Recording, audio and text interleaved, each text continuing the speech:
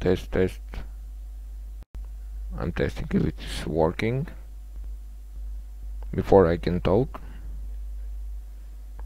Alright. Hello everyone. Well, finally you have seen Killerduki in real life. So here I'm to talk about my first podcast broadcasting regarding classic World of Warcraft, regarding my play history. So you're going to hear some amazing story, and yeah, first I would like to apologize for my poor English, because as a foreigner I'm not an English speaker and my English is not the best one. So I would like to talk about why did I choose Protection Paladin at first to play. I choose to play Protection Paladin because when I first time joined in this game, it felt like the best character for me is to have some knight with a two-hander that is going to kill hordes, that is based on the light and on the good and stuff like that. And the first reason why it was named as Killerduki.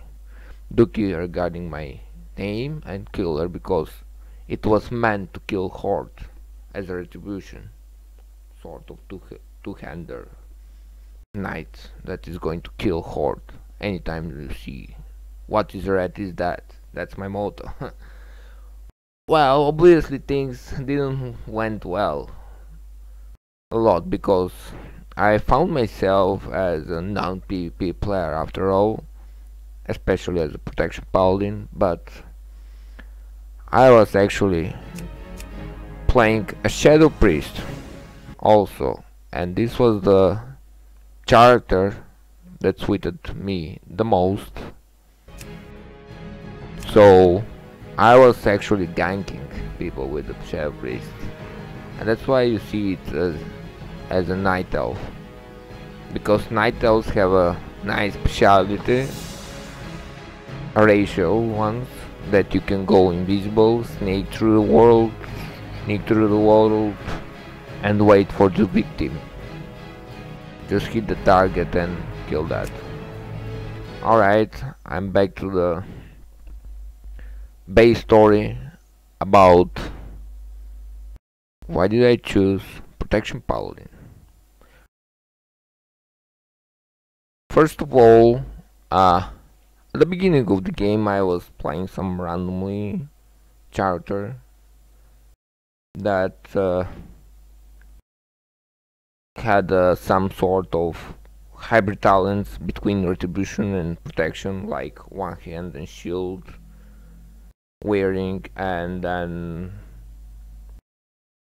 using seal of command as a killing seal, so I could world PvP and fight against the horde while I was leveling up.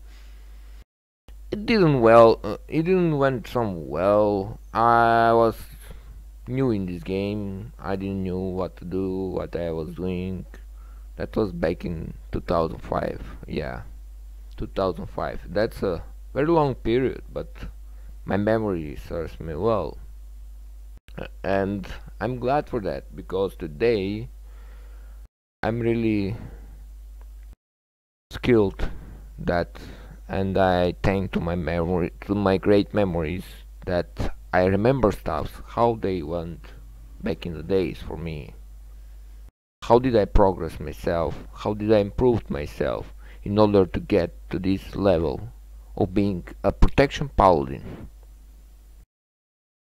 Well, long story short, there was one day where my real life friend Psionic, as you see on this character list, I reserve his name so he is safe on my account.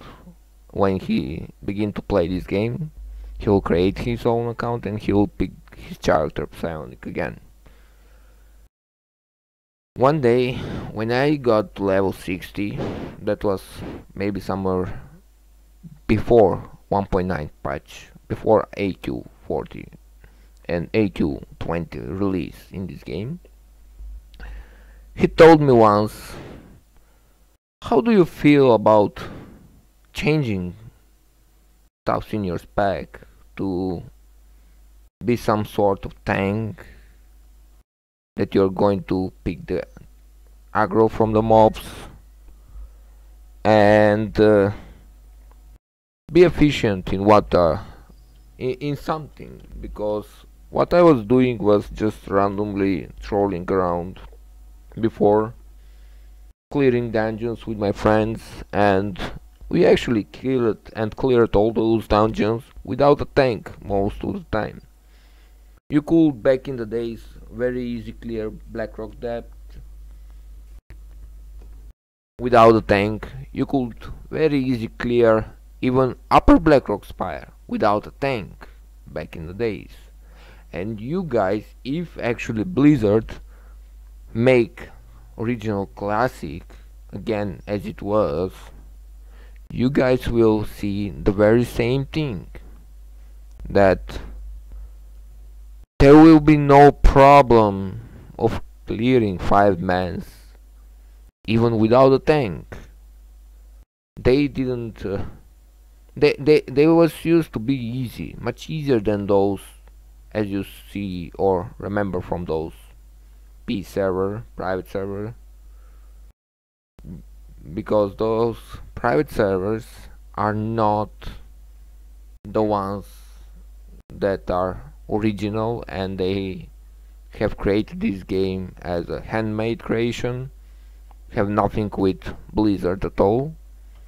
That's why you see all of these kind of bugs and problems there, and stuff that doesn't match with original classic, as you have witnessed that on beta and on stress test. Things are much more different than you knew everything about World of Warcraft Classic, or maybe remembered something from the past, something from today. Well, yeah, that was the beginning of how did I for very first time begin to play Protection Paladin. How my real life friend changed my mind for some funny reason maybe.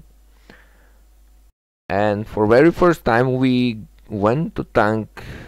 We was two men trying to do. Sorry, my English bad. Skolomans.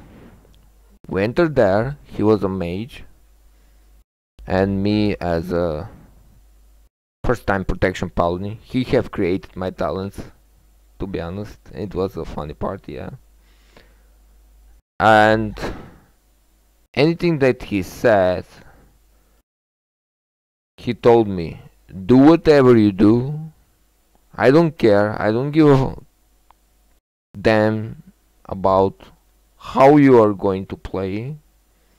All I want you to do is keep that aggro away from me, no matter what.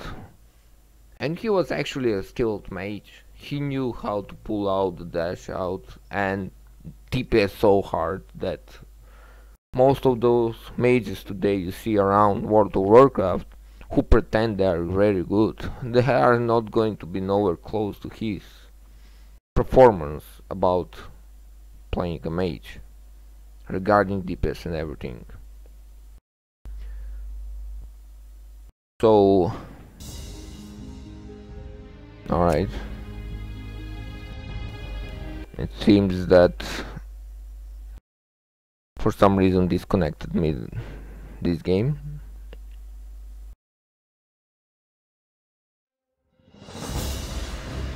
I don't know why, but sometimes Blizzard randomly disconnect people. So my point is that This is how I begin to learn this game.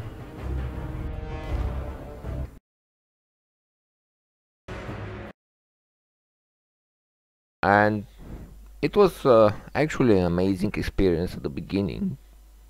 We were clearing two-man Skullmans. He was a Frost Mage at that time, and I was a Protection Paladin.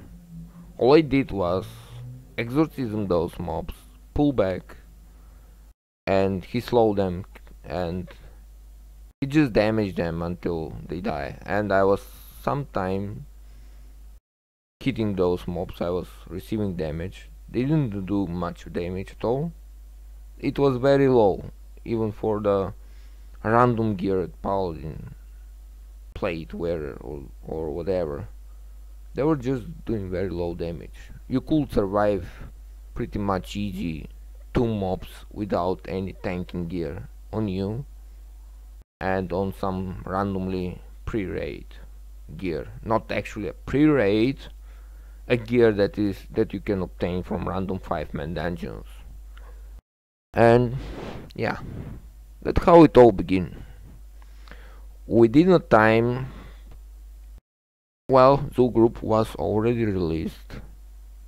I must admit I didn't begin so early because in Europe, especially here in the Balkan countries, World of Warcraft was always releasing extremely late, sorry. Especially that United States, USA, or however you call.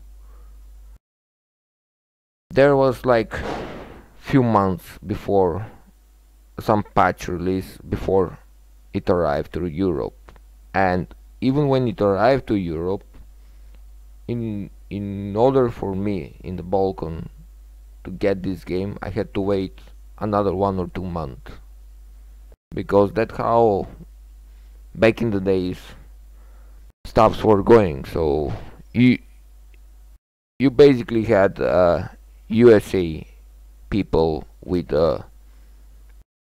upcoming patch playing this game. You had the European people with one patch later, and then you had Asian people maybe with another one patch even later than the Europe.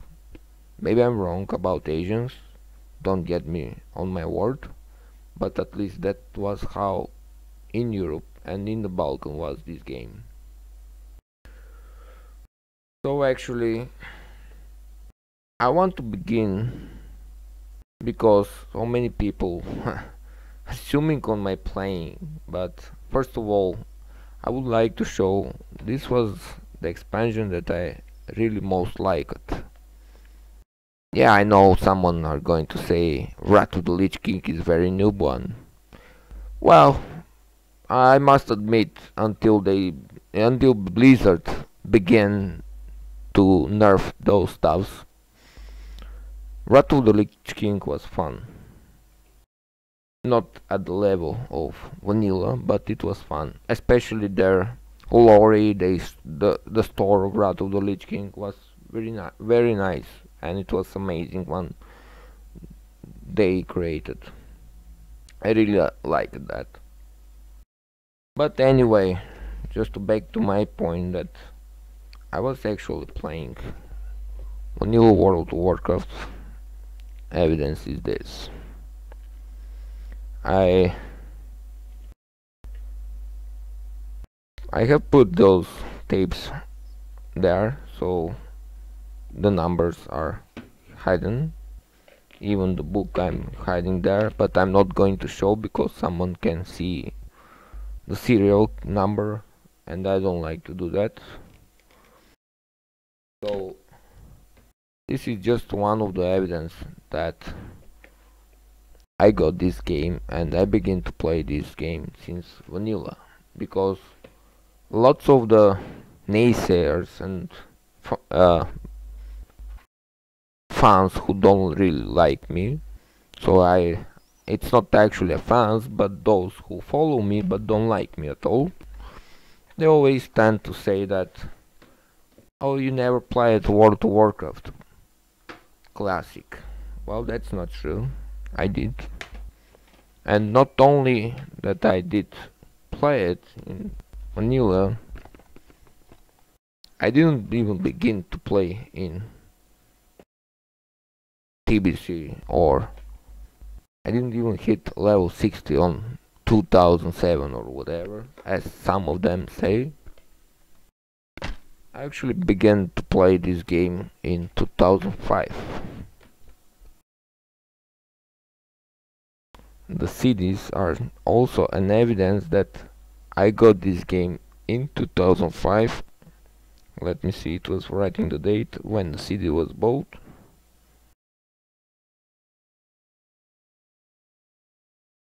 I was switching. Yeah. Probably in the camera you can't see it very well, but I'm going to try and show you.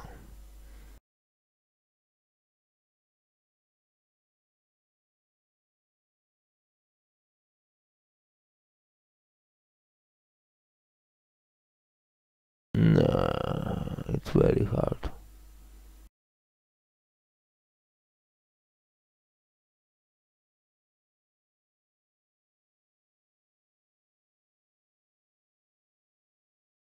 Oh yeah, I can screenshot them through my phone in case you can't see that. But it says copyright 2005.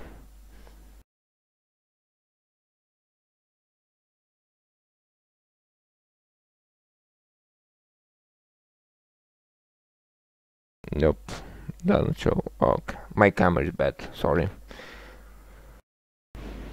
Anyway, now what I would like to talk with you is that what does it mean to be Protection Paladin in this game?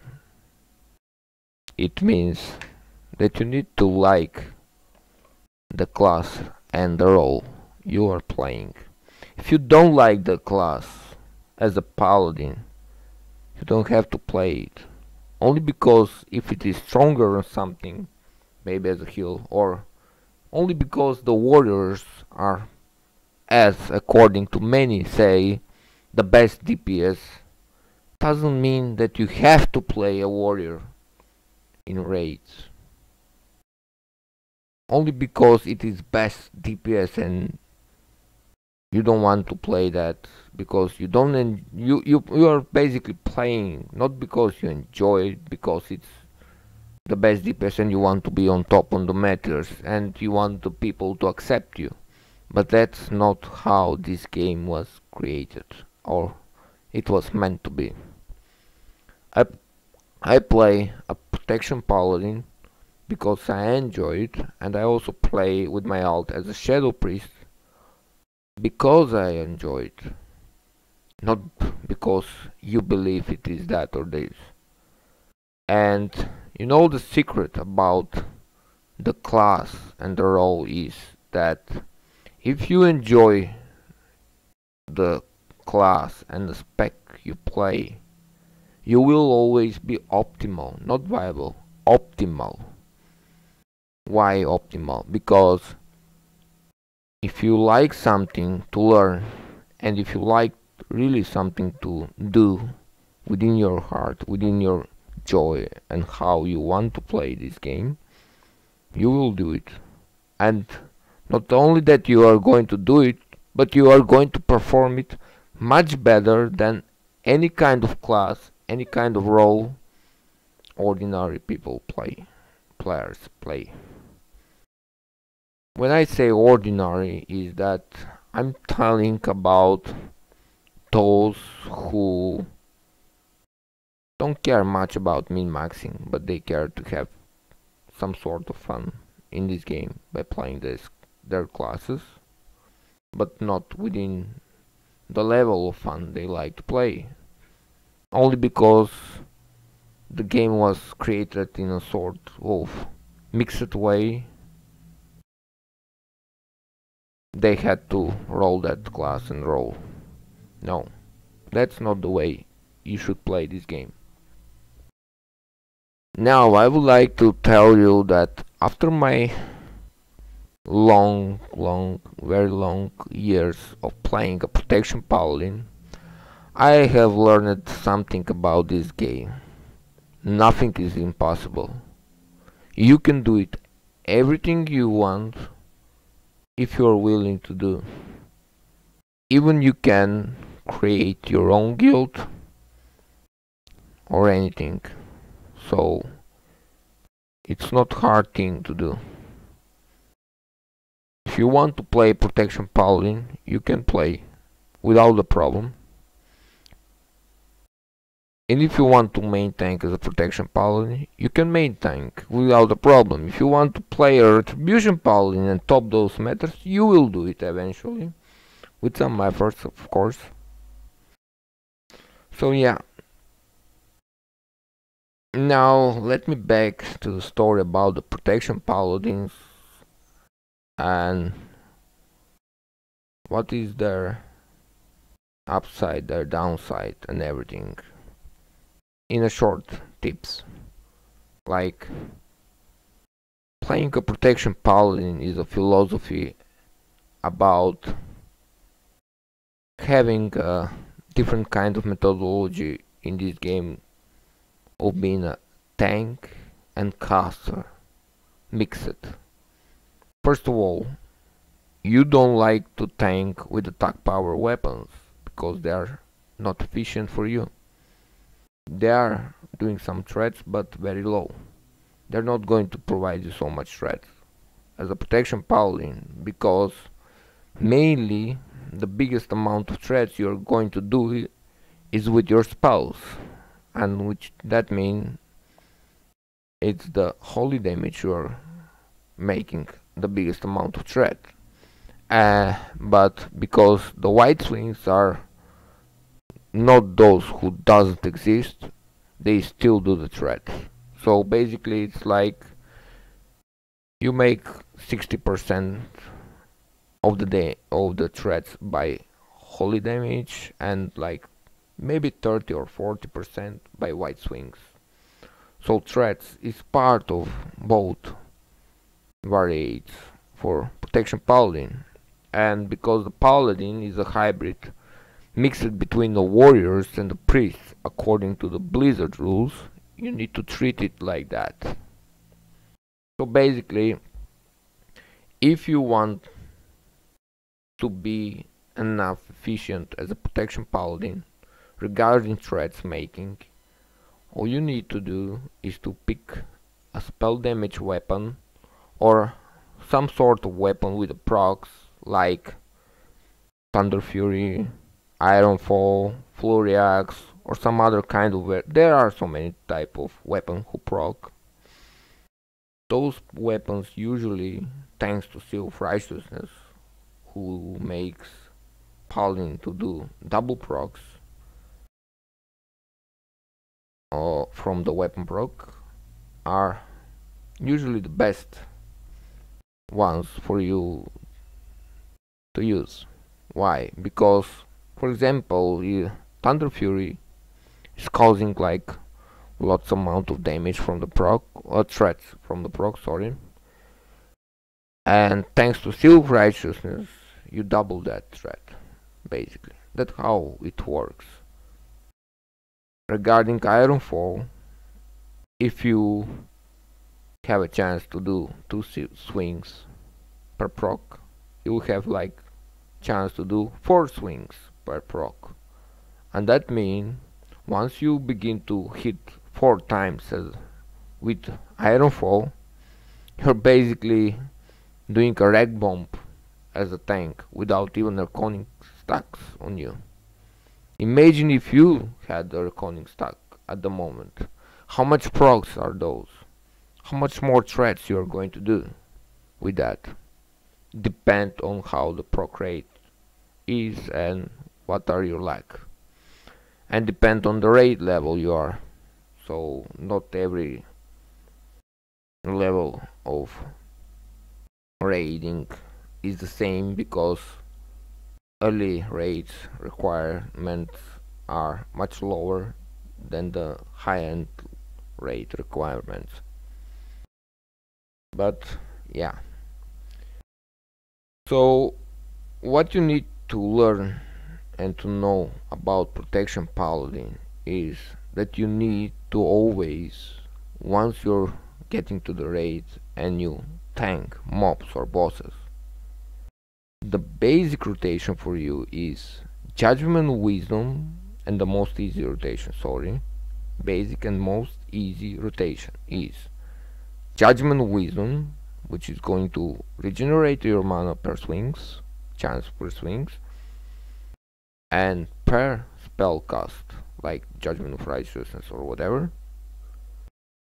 So you basically go for Judgment, Wisdom on the target and then use Seal of Righteousness. This is going to cause massive amount of procs on your weapon, mana regeneration, a chance to mana regenerate per swing, chance to mana regenerate per Judgment of Righteousness, holy damage by Seal of Righteousness, and yeah, multiple procs by Seal of Righteousness, and that's it. Like one seal and one judgment is going to make most of the things that warriors need to spam their buttons a lot. All you need to do is 3 buttons. You then keep your threat, regenerate your mana, and do some NAS. And then you can just enjoy watching around. Very easy to be focused in the raid and everything. The second important thing is Holy Shield. You don't prioritize consecration on your spells. You do prioritize Holy Shield. Why? First of all, it increases your block rating, which means more mitigation and more avoidance. And the second thing is it is doing lot of amount of threat to the target you're tanking, especially with the parry haste. Holy Shield is much more efficient thanks to the multiple stacks that it have for a longer duration, and that you can parry dodge between those blocks, and yeah, it's much more better and efficient than a few seconds as a shield block warriors have.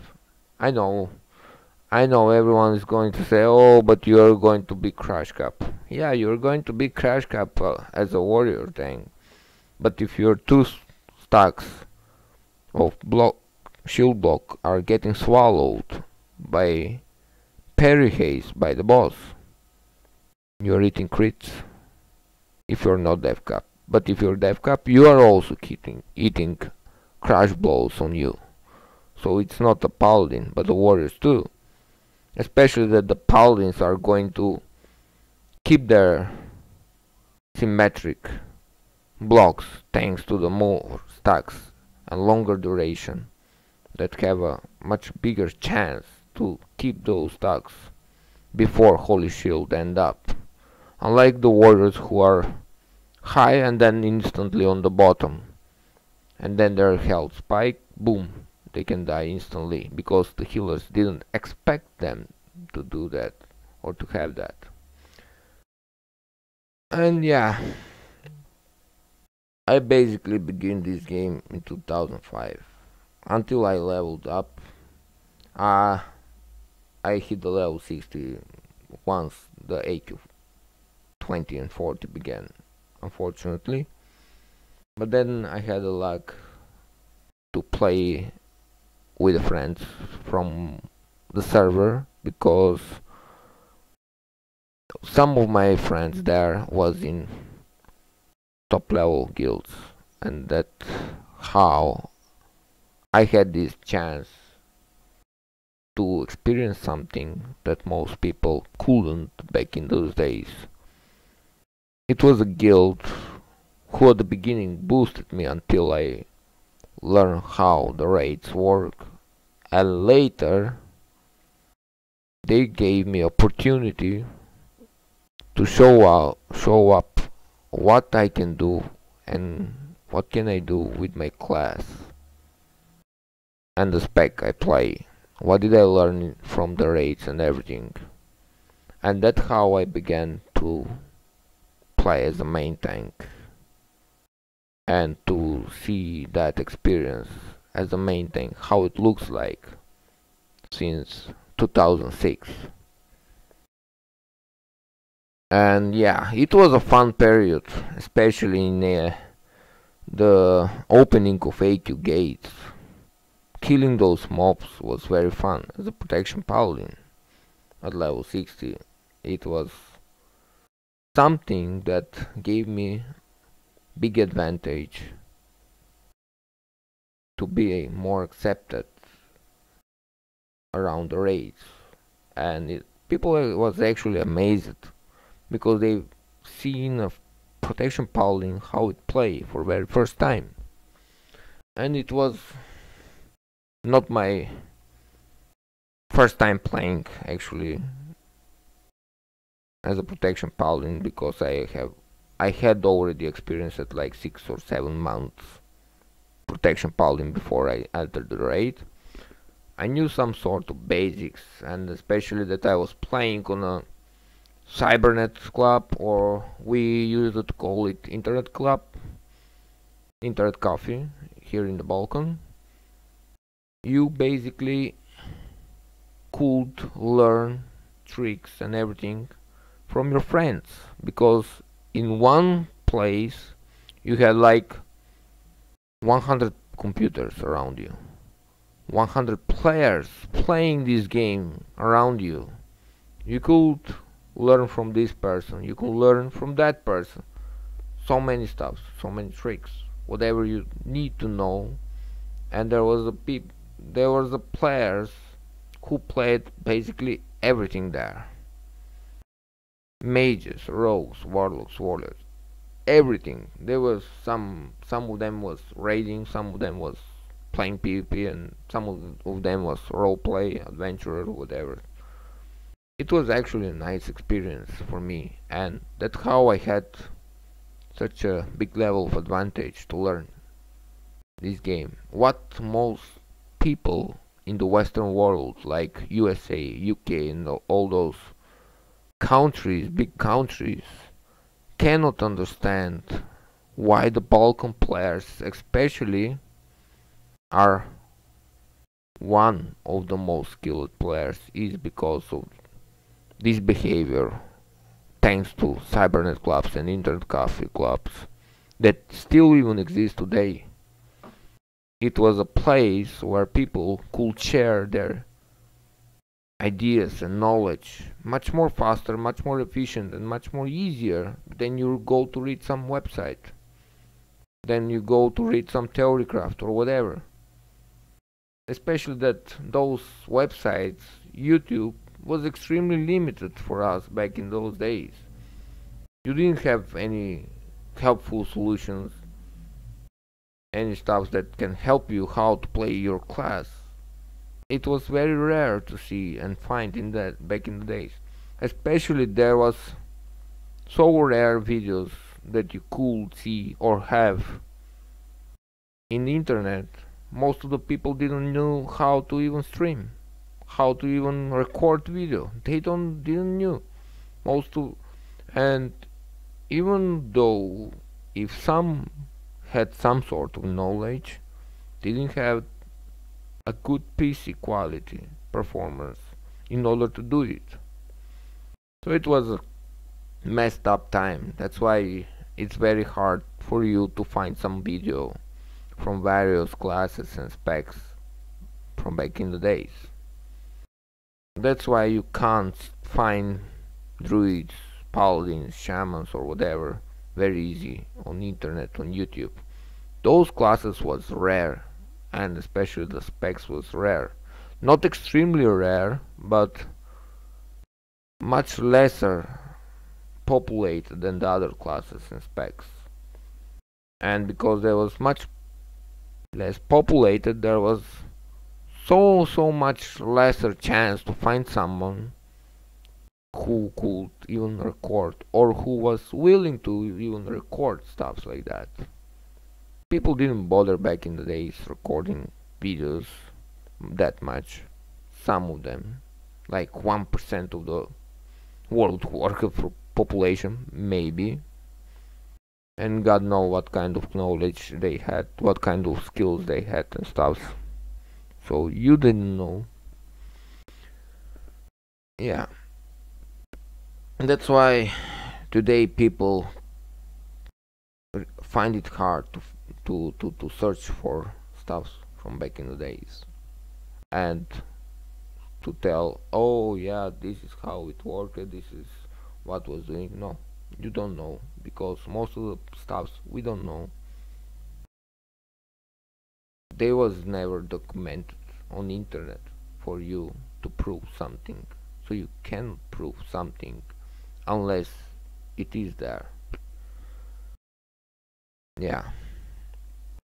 Now I'm reading all around these forums, these YouTube video streamers.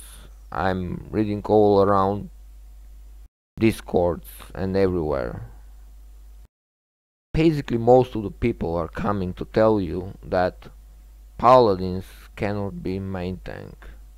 Most of the people. Because of what? First, they point out mana issues. That's not true. 2, they point out threats as being lower and suboptimal. That's also not true. As opposed to that, Paladins have much bigger threat and they scale much more higher than any other classes. Except the druids with MSP maze. How many people got in the knowledge today? But MSP, I don't believe it will be so much longer like that. I believe the Blizzard is going to hotfix, maybe someday. I don't know. 3, most of the people tell you that you don't have a town. Not true. Imagine a warrior town to resist, Mocking Bow miss or whatever. Your blessing of protection never miss, never resist. It has a cooldown. The person can remain healing or casting and still to survive and everything. So it's a guarantee that you're going to pick up the target. Even if the worst scenario target go to another target, you have a judgment. You have a lay hand to use it as a town backup. So don't believe in those who say you don't have a taunt. 4, you don't have all shit button, yeah? Sure. You're going to say that we don't have a shit button, but we actually do.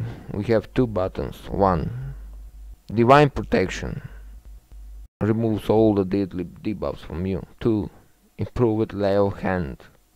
Not only that grants you full amount of health, it also grant you like 20% of your mana if you're lower than 20% with mana. 3, provides you 30% armor increasing for next 2 minutes, and that's a huge amount of mitigation, damage mitigation,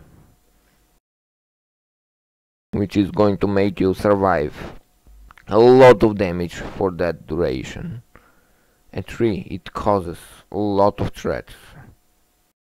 Depend on the heals, but you're not going to lose that use that level hand on some target with full health point. You're going to use it on you or someone else when it's low. So you're going to do a lot of threats with that. It can be used even as a taunt in such scenario. Those are the 3 or 4 fouls stories you're going to hear around every time you go and see the forums, naysayers and whatever.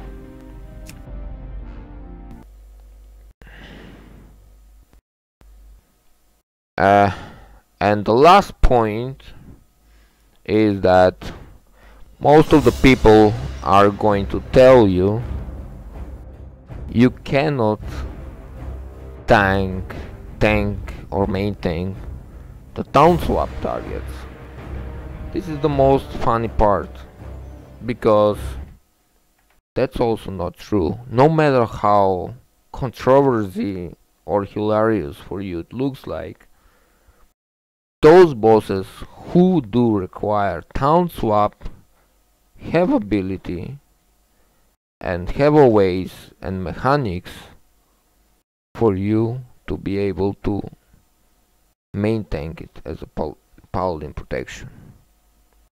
Most of the people point out on the four horsemen, but all those people forget that four horsemen have a debuff which also reduce your threats, and that can be used, if you think logically, as a taunt in that scenario. Why? For example, there are four horses, and the most easy one, because as a protection paladin you have a weakness, and this is the biggest weakness point for you. You always want to choose the most easiest one from them, and you want to be ready for this fight, to have full consumes and everything, so you can survive not 4 but 8 debuffs stacks. I know it's a big damage, but it is doable if you are really ready for that. And yeah, if you are not going to, if you're going to make sure that you are not going to make mistakes in this fight, because it is one of the hardest, not impossible, but hardest ever fight for you, and most of them are going to fail, whoever is going to try, but it is doable.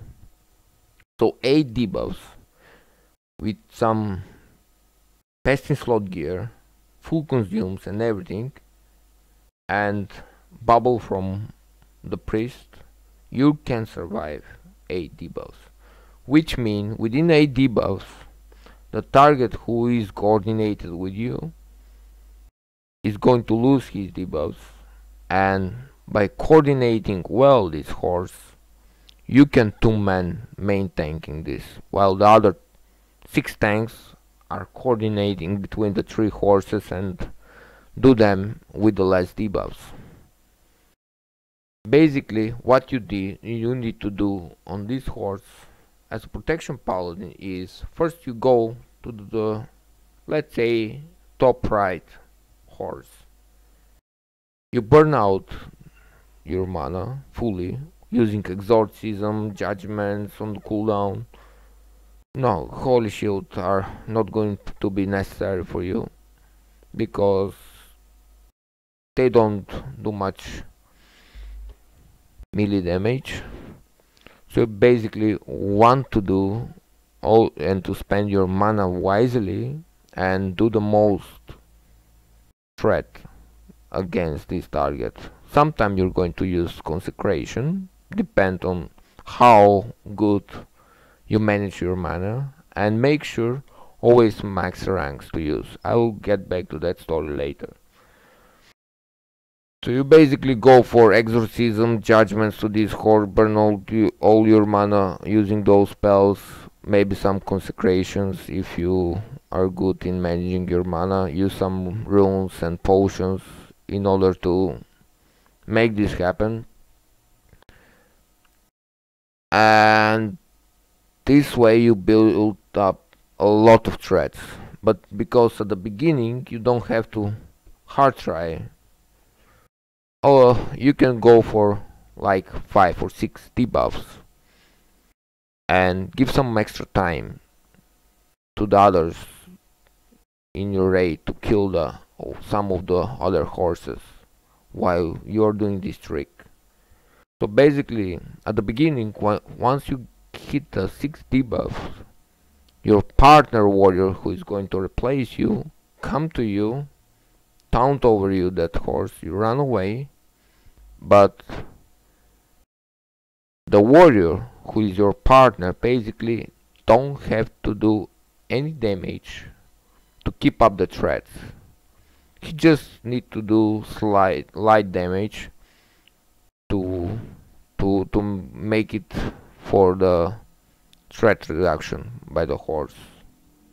Not that much damage, not that much threat, but enough to keep up with you. And because the amount of time until your debuffs are gone, the warrior tank basically need to go up for 8 stacks. So basically, at the beginning, he can, with some bubble effort by the priest, go for 7 debuffs. And at the end, for the last debuff, because he's not going to make a lot of threat to the target, he's just going to keep up with your threat to the target as the target reduces his threat. At the last debuff from the boss, he's not going to do any damage, no threat or anything. So once the last 8 debuff is coming, he's using a shield wall for the second round he's going to keep. For the first round he's going to use last stand together with the priest bubble, because at the beginning usually healers will have much more mana and are going to be much more comfortable compared to the later. He's going to use last stand, have the priest bubble, and survive this fight. Actually, I'm not telling this because it is written on some website. You cannot read or find this tactic anywhere. I'm telling you this from my experience, that I have done this before. So once the 8 debuff land to the warrior, he's going to lose the threat thanks to the threat reduction, and he's going to survive the last debuff. He's going to run away, especially that you're going to run back to the horse because you were the person next to the warrior on the threat list. Basically the boss is going to return back to you, so you keep the threat again as a Protection Paladin. And that's how Town Swap work in that fight. You repeat up to the 8 debuffs next time, and even if you died from the 8th debuff on that horse the second time, the warrior will not have those debuffs anymore. He will go there, and for the next 8 debuffs he can use even a shield wall for the second round of 8 debuffs. And by that time all of the other horses are going to be dead. But this is in case you as a Paladin Protection die by any reason from the second round of 8 debuffs. But if you are skilled enough, you are not going to die from them. You're going to survive them. Especially that you have a health potion and everything available for you to survive that, to make it happen. So once the second round is over for you, survive it or not, doesn't matter. When the warrior tank took over your partner from you, some of the other horses are going to die, and then there are going to be 3 people to assist you. And basically that is how you're going to kill this horse and other horses much easier later. That's how 4 horsemen work as a paladin, basically. Now, another boss that most of the people point out are 3 drakes and blackening lair. You know, those drakes have really nice ability, which is called wing buffet. This is the ability that reduces the threats from the tank. Actually, this is a helpful strategy even for a warrior tank, not just for a paladin tank, because most of the people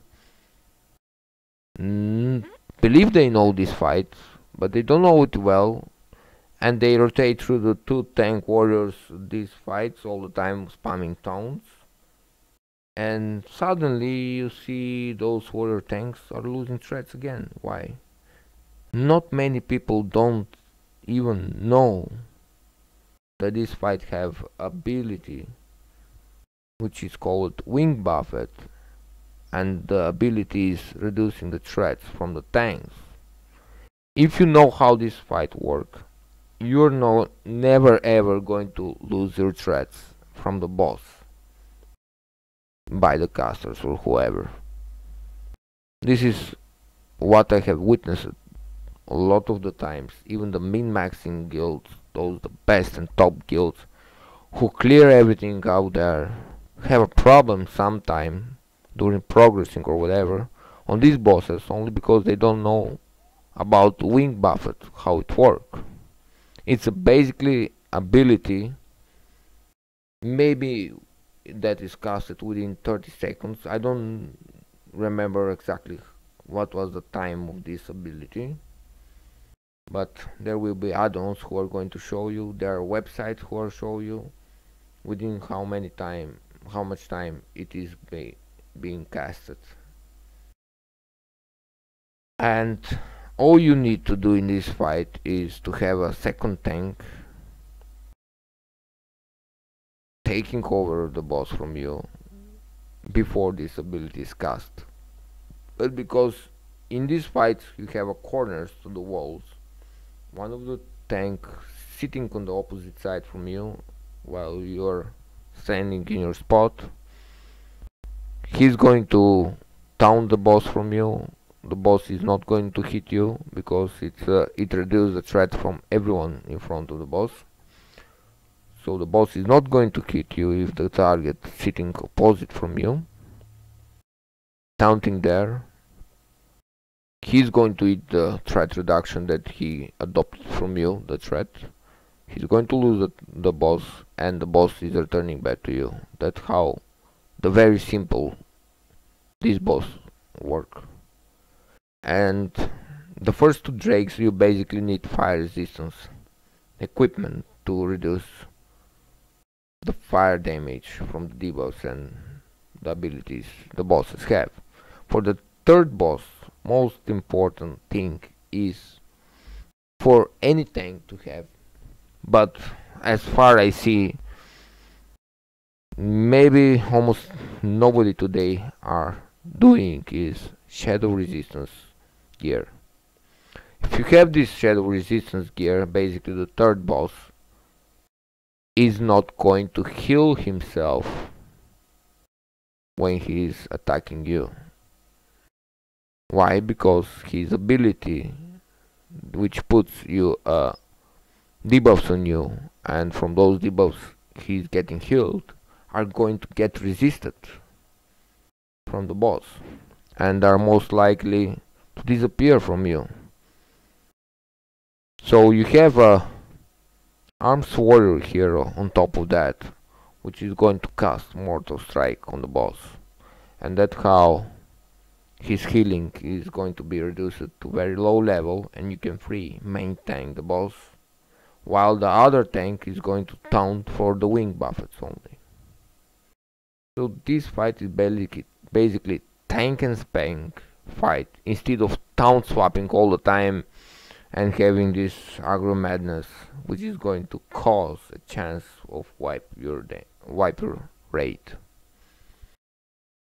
And some other bosses like this are aggro reset bosses from Zoo Group, like most of people are well familiar with the threat reduction bosses. Those who are transforming. Unfortunately, in private servers, they didn't reduce quite well the threat from the ranged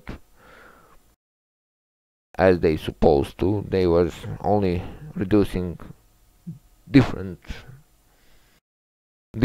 than how they supposed to do in original classic. So basically you had this kind of situation as a paladin tank where you couldn't tank this boss only because of the bugs from the private servers, which was causing you problems with your gaming and playing experience. And that's why classic World of Warcraft is going to be amazing and a paladin dream, because you will have opportunity and a chance to do things you couldn't even think about. So basically those bosses wipe the whole raid threat. You simple judgment and you pick up the threat again back toward you. Another boss who have a threat wiping is General Ryax in AQ20. So many people are talking about this boss. So how do you tank this boss? Basically, this boss have a aggro wiping once he knock back the target, and if the raid is well coordinated according to the strategy and sitting next to the walls with nice coordination about medium heals, not to full out them, because they don't have to be full out on heals. All you do is you may tank the boss, and then if the boss knock back you have general who is going to take over the boss, because the boss is doing some random tank knockbacks, which is solo wiping the tank threat.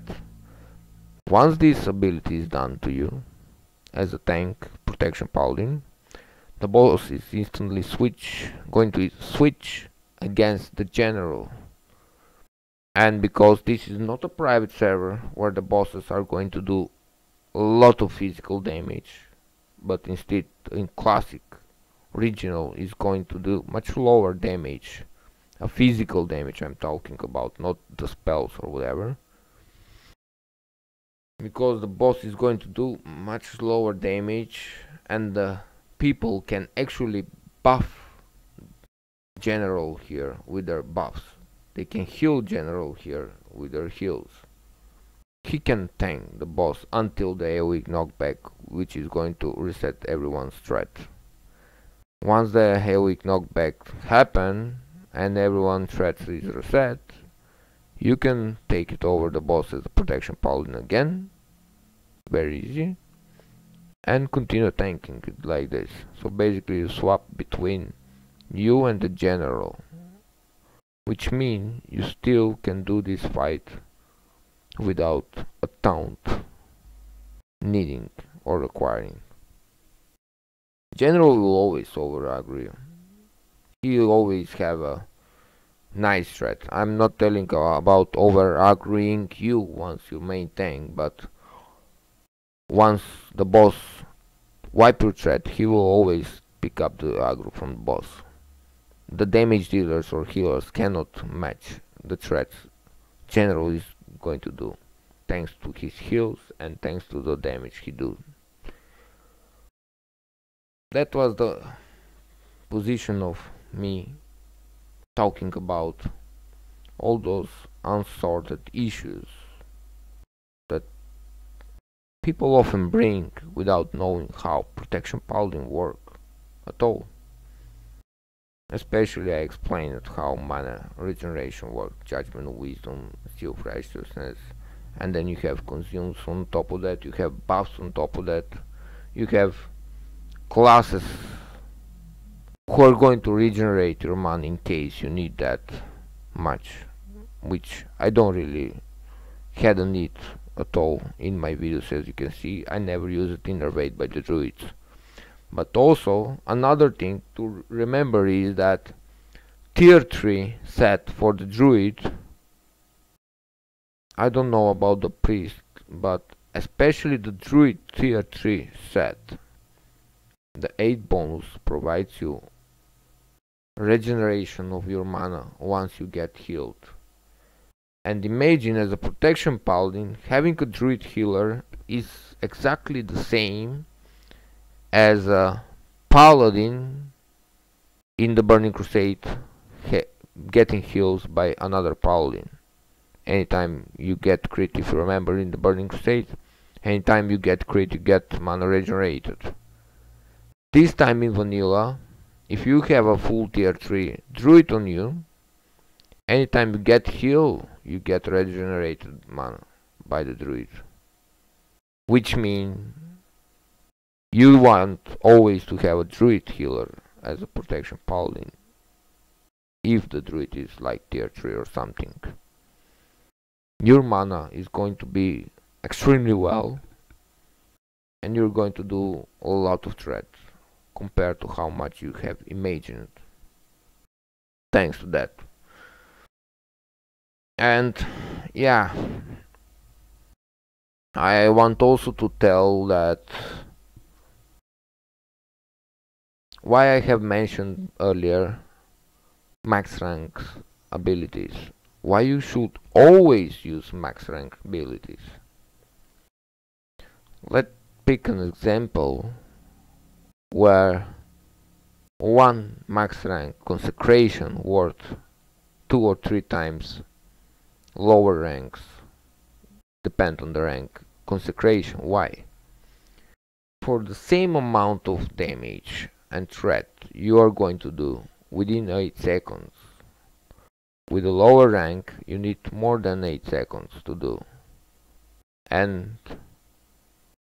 you know that MP5 tanks from the spirit work after 5 seconds if you don't cast.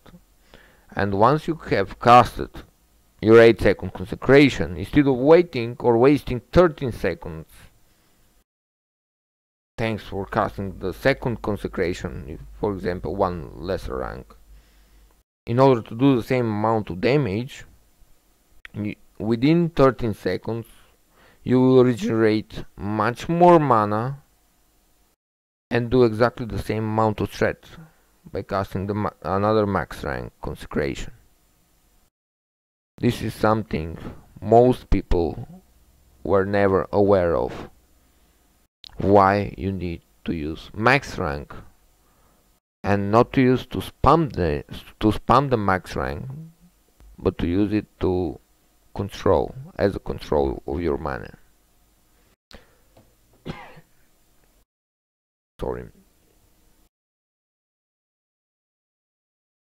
So you basically want to have control over your threat and mana as a tank paladin. You don't want to run around like a headless chicken and not knowing what to do. It's not quite right to do that. I want to tell you that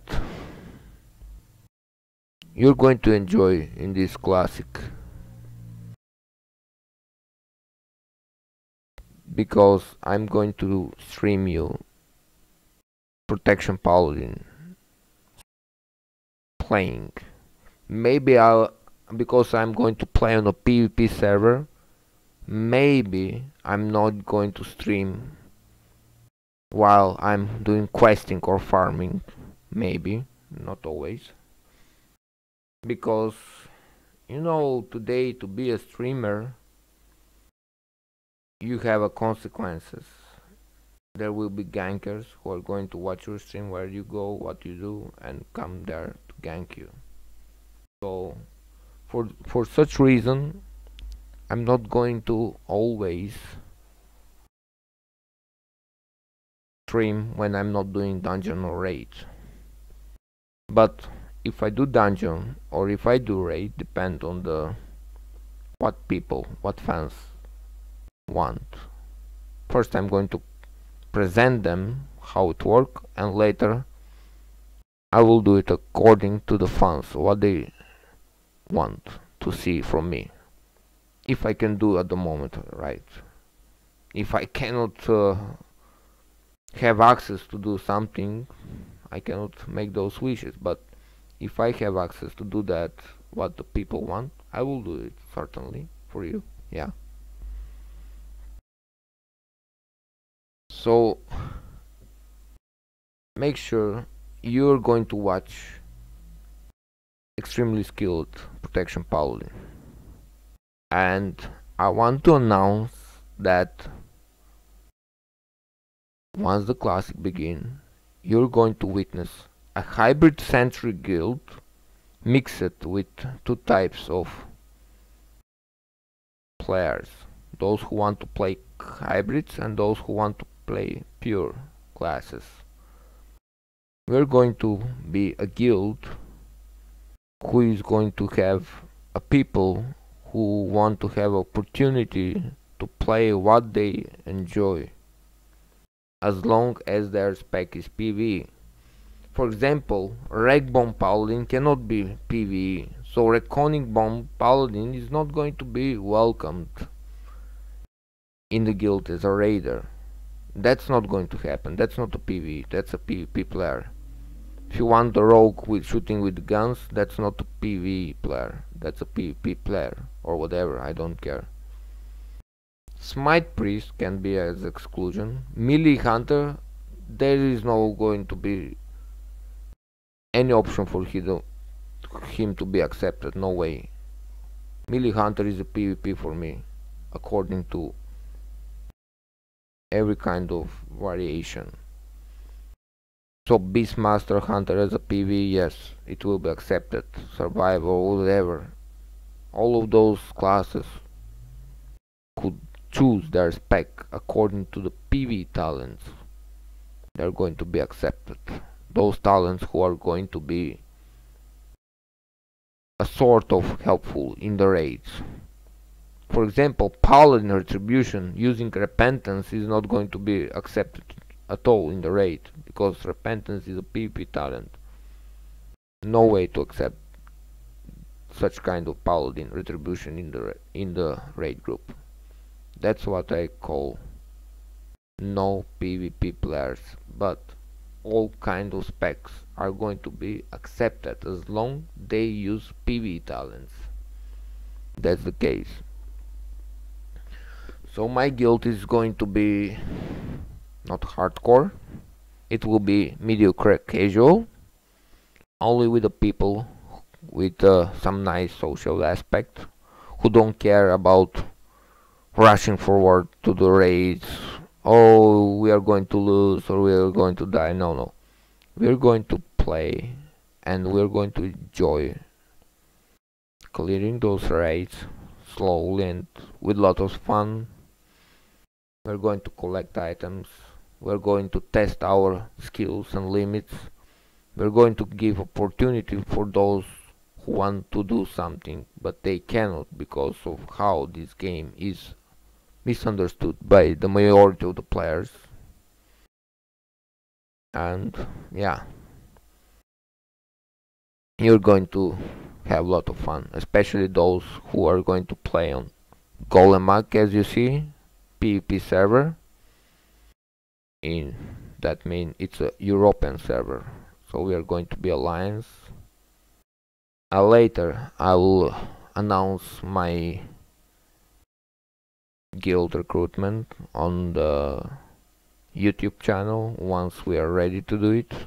We're not going to make fast recruitments before the game come up, because we don't feel like we need to rush on something. We are going to chill out on leveling and to have a lot of adventure before we hit level 60, so it will take us bit long time until we begin to recruit people for raids and whatever. Until then, you are feel free to join us as a social or member who willing to have a party, questing, leveling with us, to do dungeons while leveling, to have a lot of help for elite quests and whatever, to have a guild with sort of mature aspects and mature attitude about the game, like not having people who refuse you only because you choose something else, but you're going to have people with open mindset who are not going to troll you or make you problems only because you choose to play the way you play.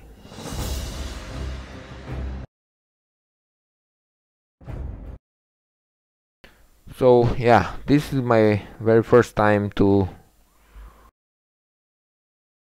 open up my camera and to do a podcast.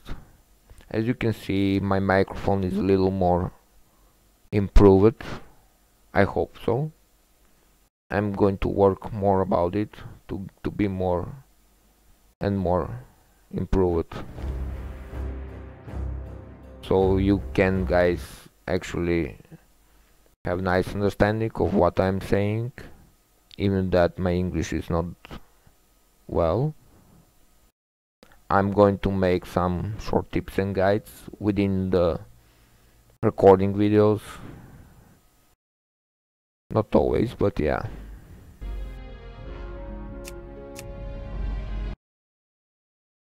So it's going to be fun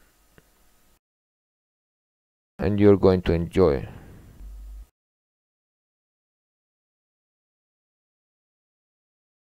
Now, I would like to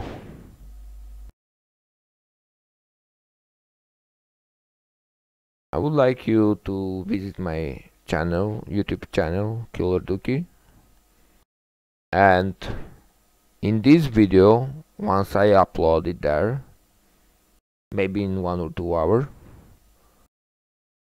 please provide a reply what you are going to expect from me during leveling, and any kind of questions you want. If you don't know things about Protection Paladin, if you're assuming some things about Protection Paladin, feel free to ask. But if you ask me, oh, when I'm going to see a 4 horseman main tanking by you, well, the answer is not going to be well for you, because it will be long period until we get there. It will be long period until we do this fight and be ready for there. So such kind of questions makes no sense to be asked right now. But if you want to have any kind of questions, feel free to ask there on this video once I upload on the YouTube channel. And yeah, I see some people already watching me on Twitch. I can see it through my mobile phone. And yeah, you can even ask something now if you really like to, no problem. But yeah, as long as you feel something to ask, feel free to do it right now on the Twitch. I'm going to answer it. Everyone can see that if you do it, so no worry. I'm reading the chat if you want to write something.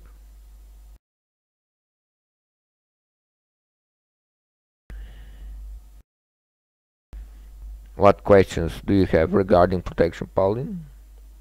Yeah, Hammertown. To answer your question, According to the coordination for the guild, yes, I'm going to be the first person who is going to get the Thunder Fury. Again, so you're going to see me with Thunder Fury once it drops. Hey, Misa Pain! He's my guildia, and believe me, this guy is one of our best warlocks kamikaze in our guild. You're going to have a lot of fun watching him on the streams.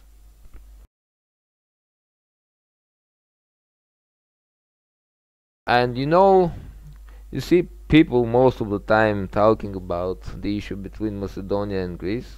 Me as a Macedonian and Misa Pain as a Greek person, we are actually very close friends. Even though that our countries are not in well situation, that doesn't mean that the people cannot be together, no matter what politicians telling you. So yeah, I want to see Mr. Pain as a paladin, but only if he write his nickname as a kamikaze. That's a funny part. Nice to see you here.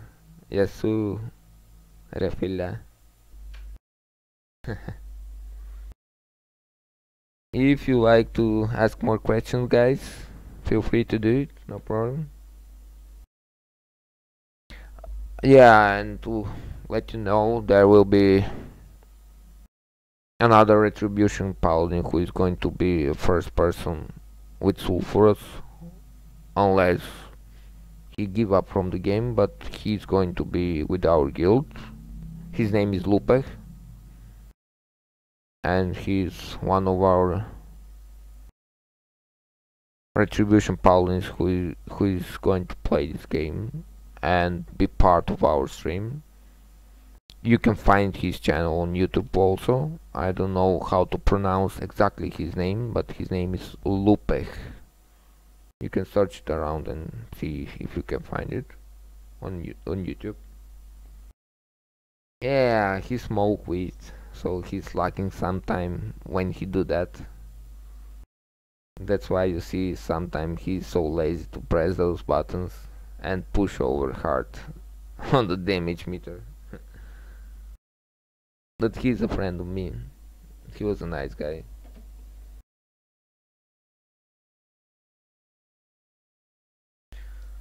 Anyway, I want to say thank you for watching this stream. Even that my podcast. This is my first time to do the podcast for you guys. Unless some streamer invite me, but I don't really feel like to be part of the streamer who don't have open mindset, like Scar, like Kaistin. Those people usually hate Protection Paladins. They denigrate the Protection Paladins all the time. Why should I be part of their stream as an interview? Because I know they are not a people who are going to accept different mindsets.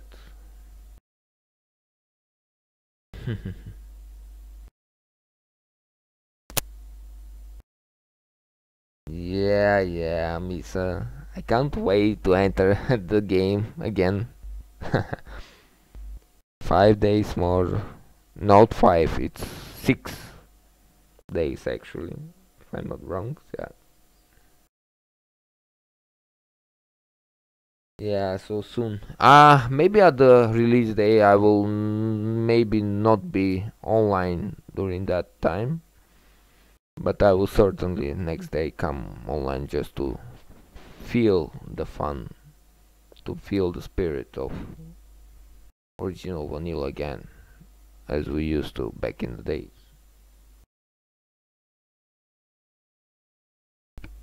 So yeah, just to repeat once again, this is what most people missing today.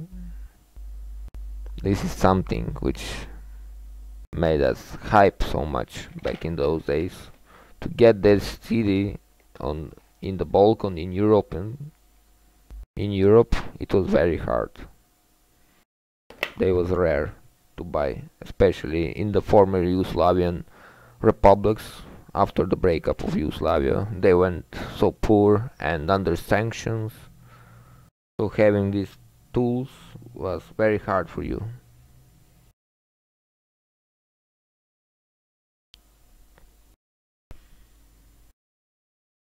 Yeah, hope we can see each other more often next time, and it was nice. Mhm. Tresal. It was nice to speak with you and to be part of this podcast. So see ya. Subscribe to my YouTube channel and have fun.